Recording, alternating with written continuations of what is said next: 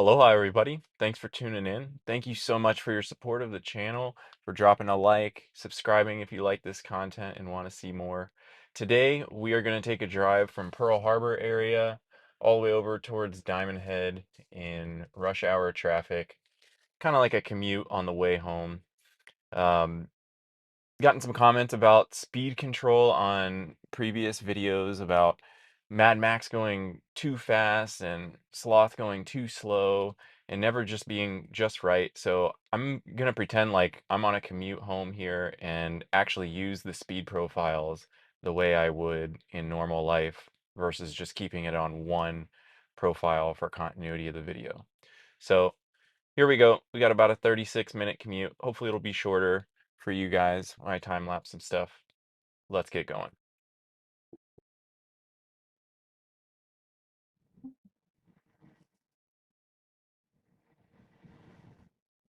Starting off the drive in standard.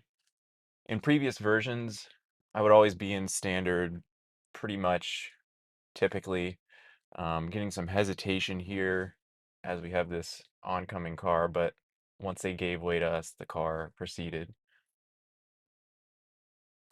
Really hard brake there and hard left navigating this parking lot. A little bit extra on the part of the car.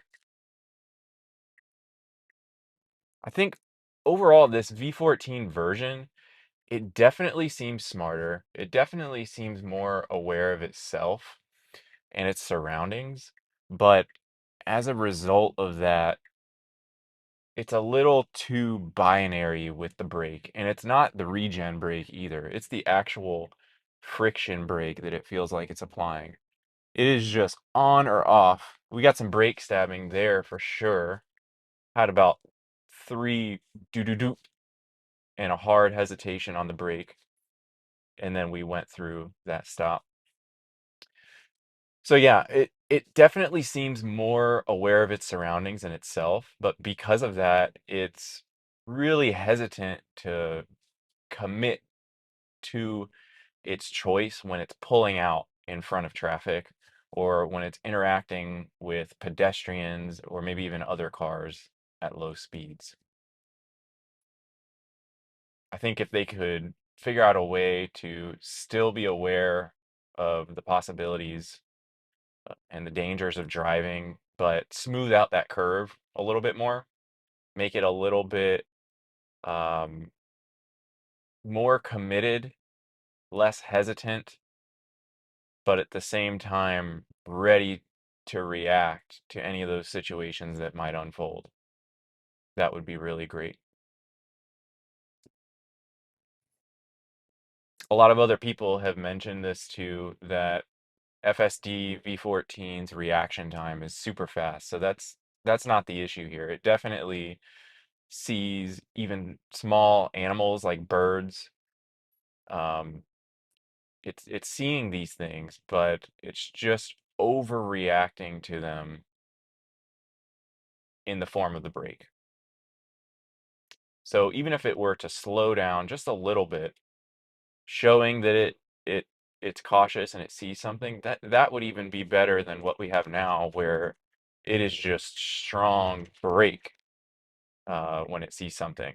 No matter if it's on the other side of that traffic light or if it's right here where this motorcycle is, the car will just kind of slam on the brakes for maybe half a second and then keep moving. And it's just a little unnecessary.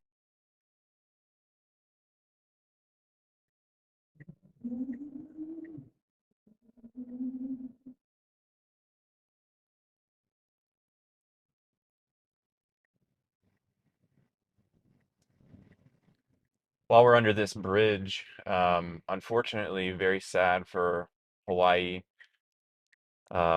Just back here behind us to the right, uh, right over in this area, maybe 2 days ago, there was a person who passed away speeding on this road under the bridge and crashed into one of these pillars.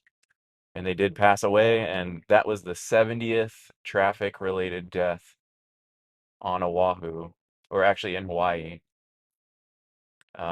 this year. And just since then, I think the next day we had a pedestrian get hit and pass away.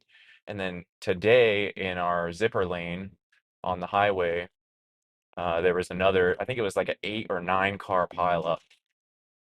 So, driving is dangerous. We all know that.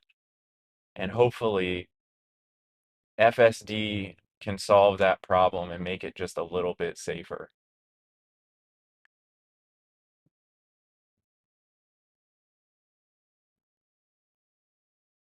They said that FSD's data already shows that it's 9 times safer than the average human driver. I don't really know what that means as far as the math, but if we had 70, well, I guess now 72, 71 deaths here on the island, I don't know if that exactly equates to 9 times fewer deaths. So only 8, 9, 10 deaths instead of 70, but even if it saved just one, that would be amazing and worthwhile. Our heart really goes out to those families impacted this week and all year and all over the country with all of the traffic related deaths.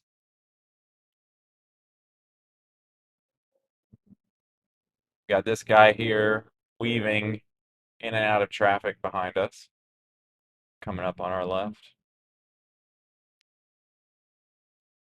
And here we are at the same stoplight.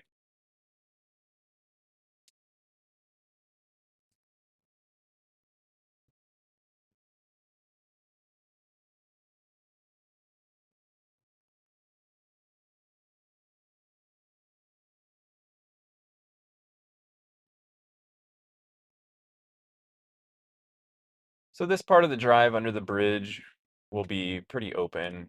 This is typical of the area, but once we get to the on-ramp at the end of this road, that's when we're really going to start seeing some heavy traffic.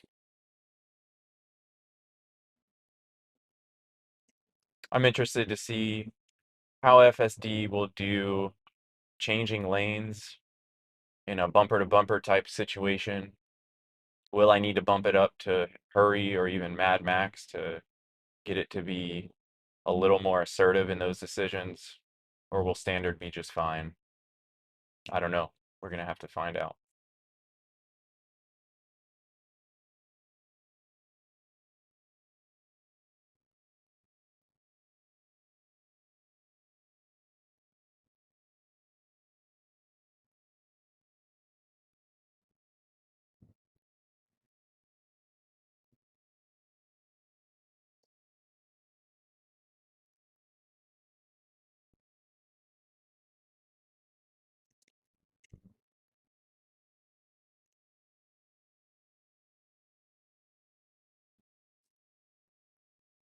I've also seen some discussion online of how the car just does not do well in Hawaii as far as recognizing speed signs and whether you're on like for example, this road, it's 2 levels. There's this underneath level and there's a top level highway. And I have had it where when I'm up there on the highway, it will show on the navigation traffic lights and turns and things as if I was actually down here and vice versa. Let's see. Right now it shows the traffic lights, so it knows that I'm down here. But where that becomes a problem is when you're on the highway and it thinks you actually took an exit. So now the speed limit registers as being slower, but you're still on the highway. And so the car will drastically decrease speed. Or vice versa, maybe you're in a slower area, but the roads are so tight here that it thinks you're on a different road that's nearby. And now the car is going way faster than it should. So if we're going to be moving to these profiles where we have no control over speed other than changing profiles, we really need to make sure that the map data of speed limits is correct. Or maybe in addition to the map data, the car is actually reading the speed limit signs on the road. I'll say like 90% of the time, in my experience, It does a good job, but I definitely see what those people are talking about specific to here when it thinks you're in one area and you're in another.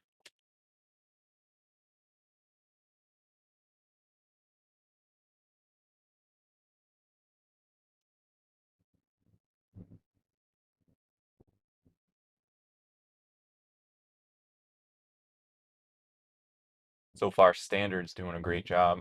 Very comfortable. Feel relaxed.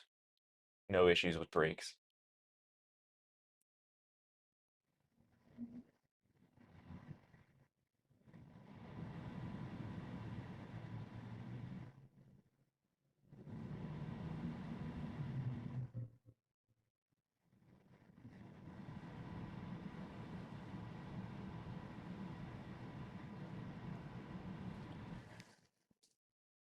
Before we get into the traffic up here, I want to talk about expectations.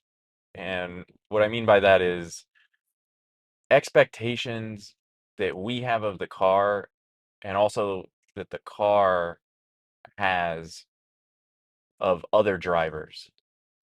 So, for instance, expectations we have of the car.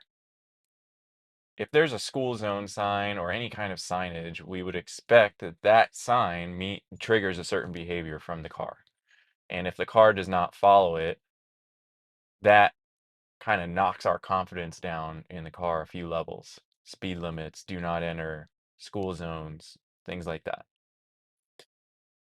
We know the car can't read now, although I will say, being in parking garages with V14, I've had a few experiences where I don't know how it's finding the exit unless it can actually read, or maybe not read, but recognize this sign that has this shape of letters on it, follow that. Or if there's an arrow, maybe it recognizes the shape of an arrow as left and right. I'm not sure, but there has been instances where it is impressive in navigating parking garages. And if you want to see a video on that, I'm going to try and do that this weekend. I'll try to hit the Kahala Mall, maybe International Marketplace, those new superchargers inside of a parking garage, which also has a gate.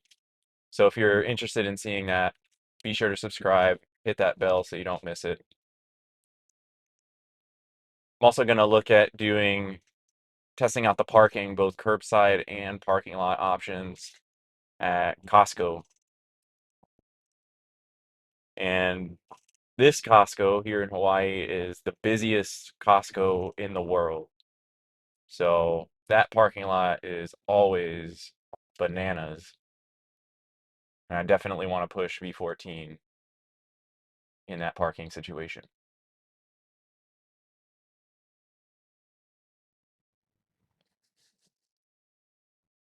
Going back to expectations. Expectations that the car has of other drivers.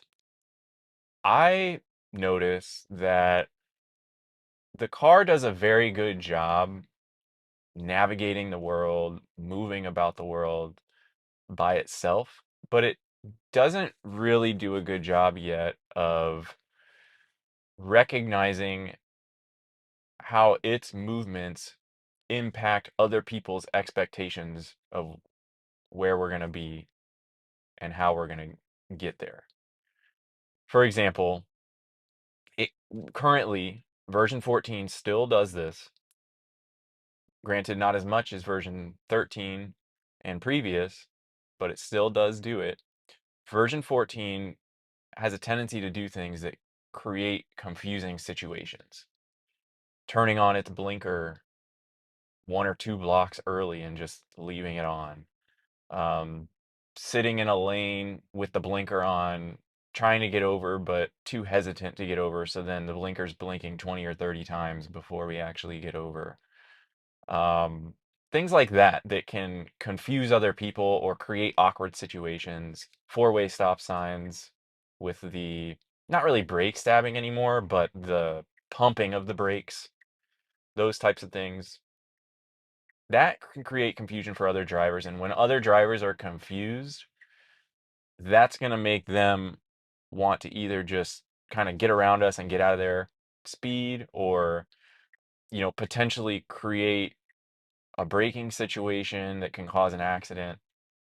And I think that the car needs to have a little bit more self-awareness of how it fits into the greater traffic pattern versus just being concerned with moving itself in the lane at an appropriate speed and not hitting things. Like we're past that level at this point. I think almost everyone could probably agree with that. Let me know what your experience has been in the comments, but I'm confident that the car's not going to hit anything. Um, it's just it needs to understand how it fits into the greater traffic pattern, be it in parking lots, highway, city, all types of situations.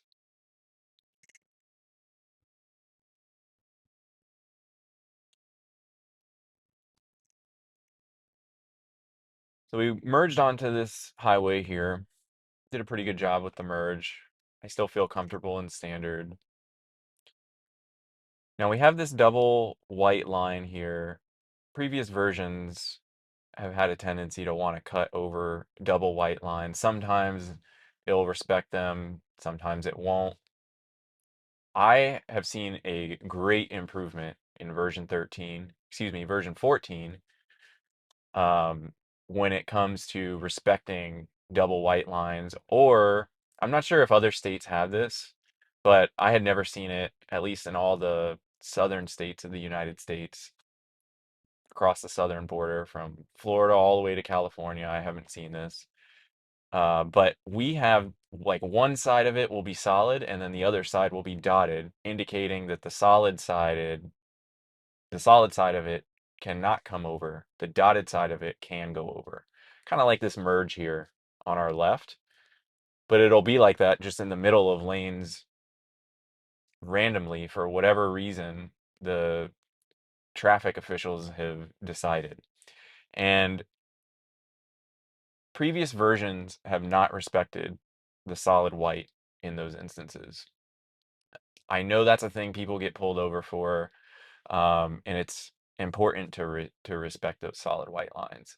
Version 14 has done a very good job of intentionally respecting them. There's been many instances where it'll turn its turn signal on, and yes, the turn signal might be on for a while, but as soon as that white line ends and it's dotted again, boom, FSD is getting over. So like right here, turn signal's on, we have a double white line. Let's see what it's going to do. I think it ends right up here pretty soon. Okay, here it ends. Kind of box in right now. A little bit of lane indecision there. You can see our path wobbling back and forth. I don't know what causes that. We had a pretty big gap. We definitely could fit. I would like to see it calmly, slowly, safely, just do what it wants to do. That's the type of thing that creates confusion for other drivers. And all it takes is creating that confusion, and then for whatever reason, the car in front of us hits the brakes, and boom, we get rear-ended. Or maybe the guy behind us stops, but they get rear-ended.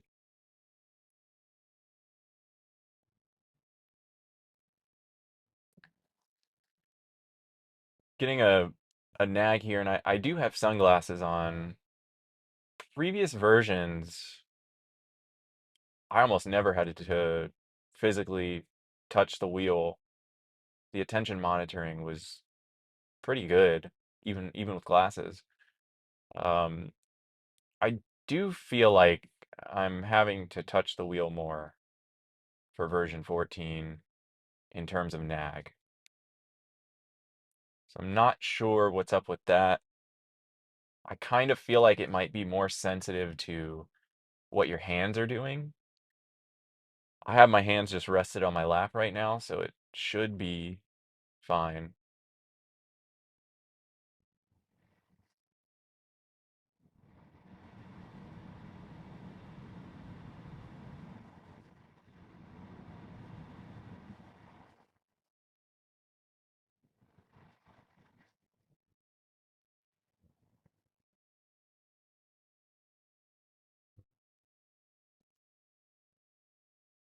feel like our lane centering is a little bit off right now. We are slightly to the right of the lane. We're not on the line or anything, but just feels a little bit not centered.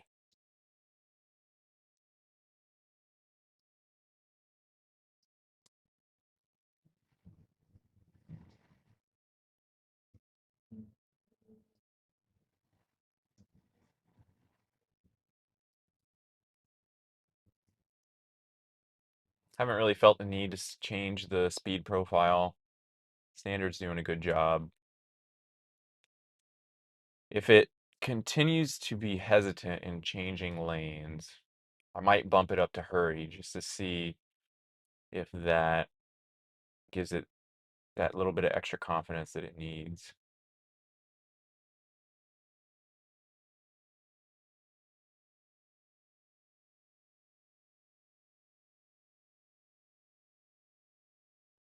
In the comments, a few of you guys were discussing speed control with the profiles, and I totally agree. I'm I'm not going to be riding around in Mad Max all the time. That's just too much. I probably won't even really be riding around in hurry all the time because it kind of feels like standard in V14, speed wise at least, is closer to what hurry was in version 13, and hurry in version 14 is a step up from what it used to be. The other day I was riding around in chill for the first time. I've been using Mad Max and sloth mode both. Sloth definitely feels slow. Really, really slow because in my experience, it's doing whatever the car registers as the speed limit. Car's registering 45 here. That sounds right to me. This is the H1 interstate highway here on island, and the speed limit is 45 on it, and sloth mode will do 45. Chill, for me, the other day I was kind of testing that one out because it I haven't really rode in that too much, and it was doing just a couple above the speed limit. It was doing, lane changes when needed, but kind of just staying in its lane, maybe not the rightmost lane, but one over from the right. And it was doing a good job. I was really impressed with chill. It felt super comfortable, super, super comfortable. No issues or uncomfortable speed increases, decreases, anything like that. There were a few still braking hesitations, brake pumps, but other than that, I might have to start rolling around and chill because I gotta say it felt really good. Now, potholes, I have not had a good experience with so far, version 14. I hit probably two or three of them today. One of them was a big pothole. I don't know how the car couldn't have seen it, and we rolled right over it. That we need to test out more. If you guys have any ideas of where I can find potholes on island, let me know. I got a few ideas, but I'd love to hear from you.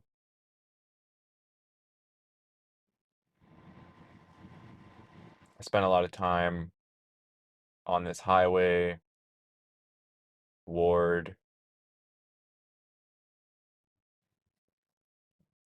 Diamond Head area, Hawaii, and those roads tend to be decent.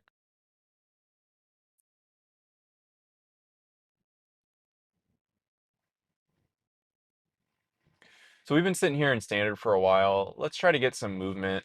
Let's see what Mad Max does in this heavy traffic. So immediately we are getting over to the left. I wonder if it'll fight its way all the way over to the left, or will it be content here? It's not really like we could go much faster.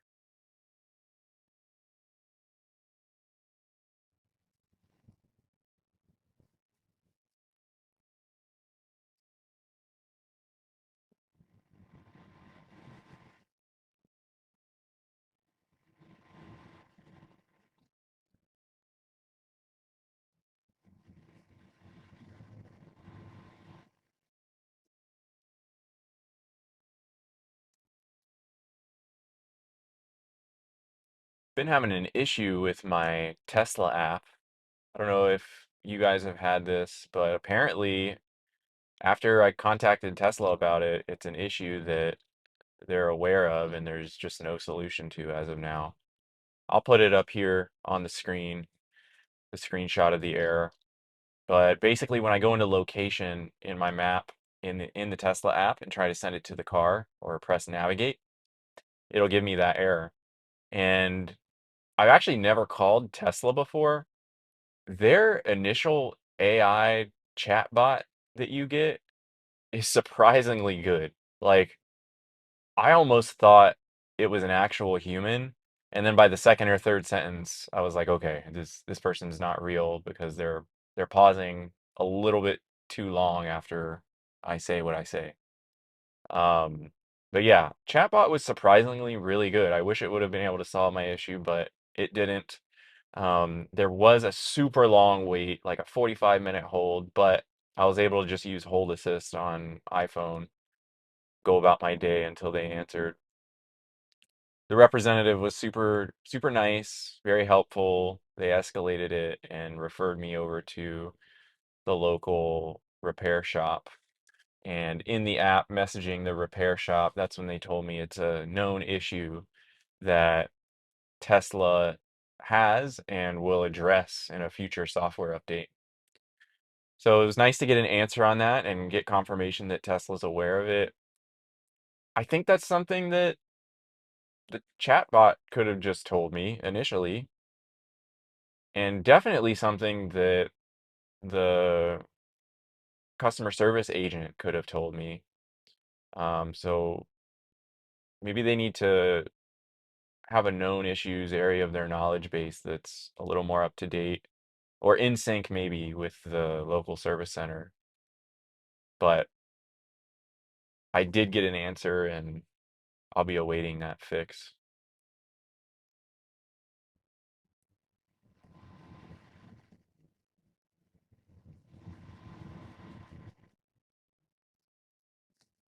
Got some braking there. I don't know if you guys can see that on camera, but we got about two pumps of the brakes. Boom, boom, like that. Um, I think it was because this truck in front of us was trying to get over. I didn't feel like he really encroached in our lane, but I'll have to go back and watch the video to see.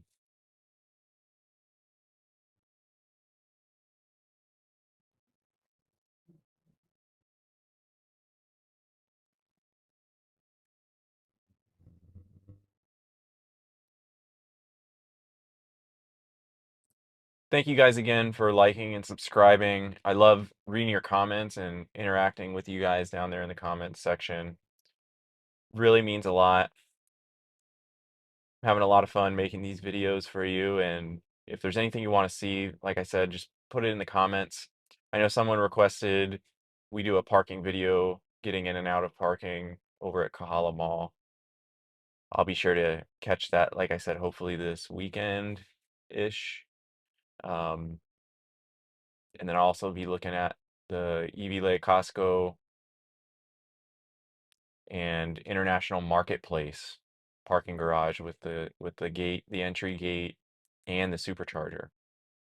So basically, not only are we wanting it to enter the garage, but I want you to go to find the specific stalls for the supercharger. Really interested to see how Tesla's going to do that, or if it can do it. I don't know how it can do it if it can't read signs in the parking garage. I guess maybe it just methodically weave up and down until it sees the superchargers. I don't know. really big brake there to let this person over with their turn signal. Courteous, but probably unnecessary. I think the more human thing to do would probably have been to either slow down more gradually, to gradually open up that gap for them to move in, or you could also speed up closer to the truck in front of us so that this car could file in behind us. I likely would have slowed down to open up that gap for them.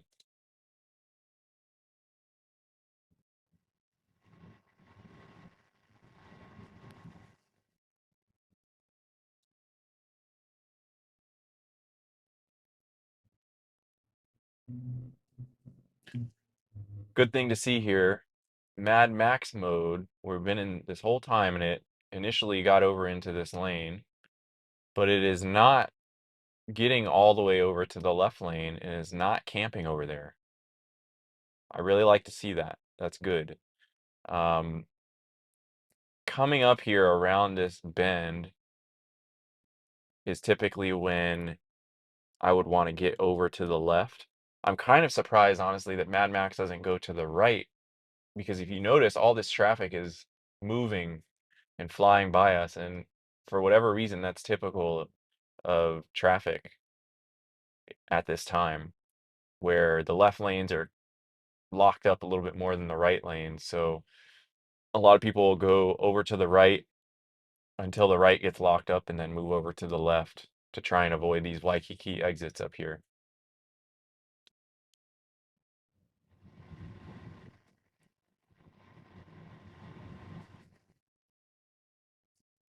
See an ambulance up here. Lights aren't on or anything, it's just moving with traffic.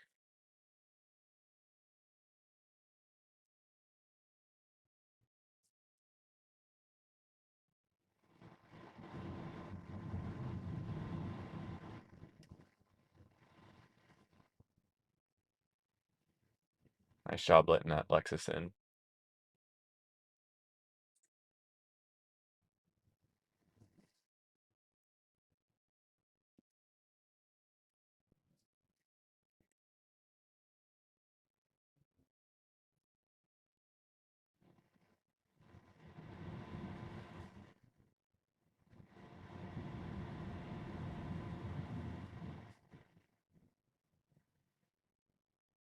Really comfortable so far with Mad Max.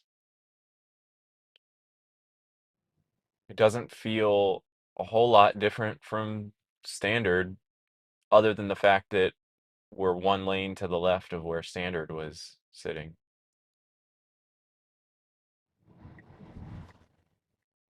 Here we go. So we got a little bit of a bigger gap on the left. Mad Max is moving into it.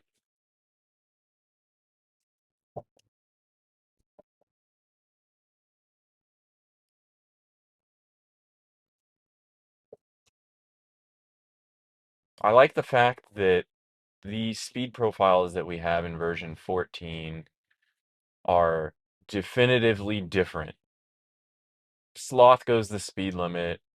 Chill is not sloth. Standard is middle ground. Hurry is speeding, and Mad Max is just a crazy level. I think they need to tighten it up a little bit. Right now it's a little stretch wide. The range of speeds is a little bit too much. I think they need to take the edge off of it and maybe compress, like keep the separation between profiles, but compress it by maybe 10 or 15%. I think that might be a little bit more comfortable.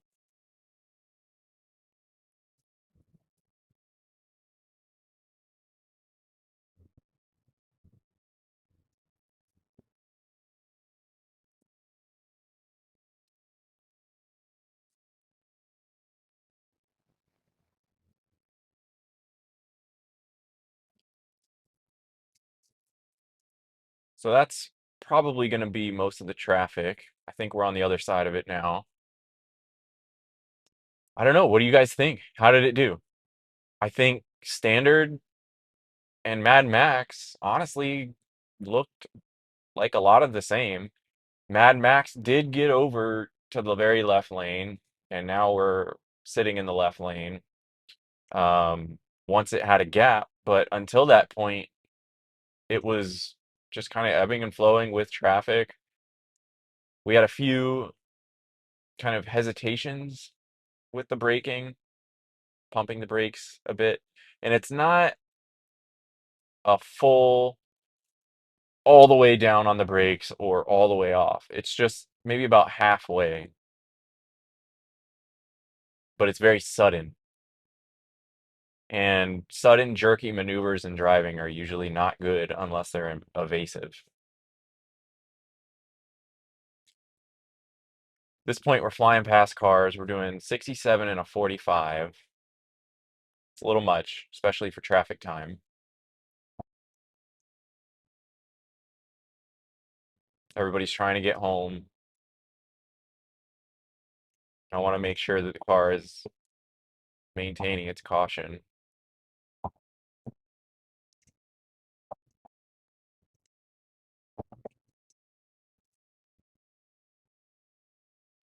Moved around all those cars, and we have plenty of space to get over here. It's great to see. Very comfortable jumping across all those lanes of the highway, and we're in our exit lane, an entire exit early, which is nice to see. It's nice to see that the car is not putting itself in a position to where it's got to fight to get over at the very last second. So great job, FSD.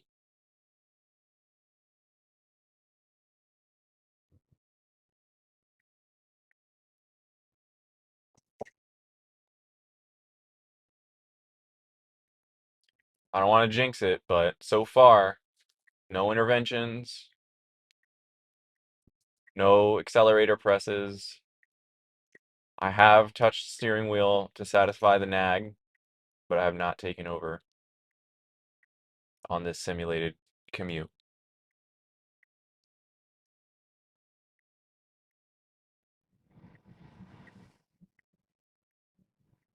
I think we're all looking to reduce the stress in our lives in one way or another, and that's one thing I'm grateful for with FSD is I do feel, once you get used to it, of course, I do feel like FSD has reduced my stress level. Now, this is a little bit blind to the left. The gate is blocking us. That's one hesitation. Okay, and then we go. So it stopped, it creeped, and then it did a hesitation. I was fine with everything up to that point, but why are you pumping the brakes? You creeped up to a point where you could see. What are you doing with the brakes? What did you see that you didn't see with the creep? I don't know.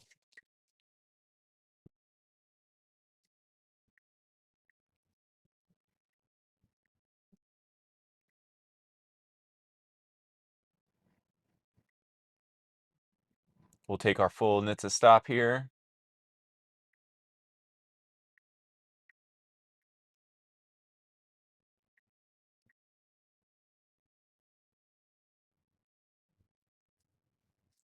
Great job giving space to that pedestrian on the right.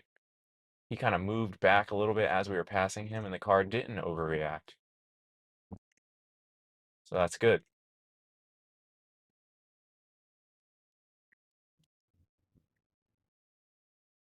Oh, changed its mind there. We should have pulled into that right-hand side to parallel park in the marked spaces. Now this is a no parking anytime zone right here. It just needs to move up a little bit, and it put us in park. So again, signs elicit an expected behavior. Do not park here anytime up to this sign. And we're on the wrong side of the sign. So I'm not sure how they're going to solve that if the car can't read. Maybe it will recognize the general shape of a no parking sign and know not to park there. I'm not sure. but that needs to be solved. Anyway, thanks again, guys, for tuning in. Thanks for watching, liking, subscribing. Um, let me know what you think in the comments. Let me know what you want to see.